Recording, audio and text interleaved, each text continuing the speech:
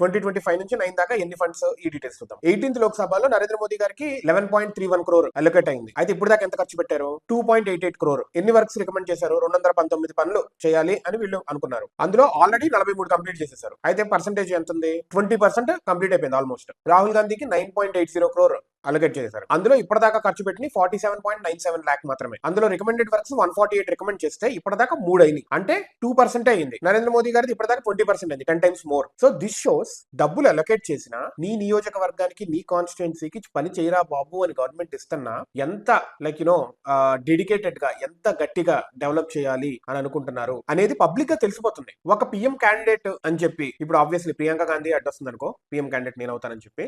So మొత్తానికి డబ్బులు ఇచ్చినా గానీ ఎందుకు కంప్లీట్ చేయలేకపోతున్నారు? అలొకేటెడ్ వర్క్స్ ఇన్ని ఉన్నప్పుడు మీరు ఎందుకు చేయట్లేదు? హిట్ రేషియో ఎందుకు 80% కంటే పైన రావట్లేదు? So this shows the type of leader. అందరూ తిండి తిండి తిండి తినేయటమే, లంచం తినేయటమే, డబ్బులన్నీ అయిపోతున్నాయి, పనులు మాత్రం అవ్వట్లేదు. అందుకే ప్రజలకు నమ్మకం రాదు. కొత్తగా గవర్నమెంట్ నుంచి రావడం పక్కన పెడితే ఇచ్చిన డబ్బులు ఏం చేస్తున్నారు, ఎంత బాగా యూటిలైజ్ చేస్తున్నారు అనేది కూడా ఇంపార్టెంట్ కదా. సో దిస్ ఈస్ హౌ ఈయన బయట పెట్టింది one of the social activist. We need to see మిగతా వాళ్ళే కూడా బయట పడాలి, ఎవరెవరు ఎంతెంత తింటున్నారు మన డబ్బులు అనేది కూడా తెలియాలి.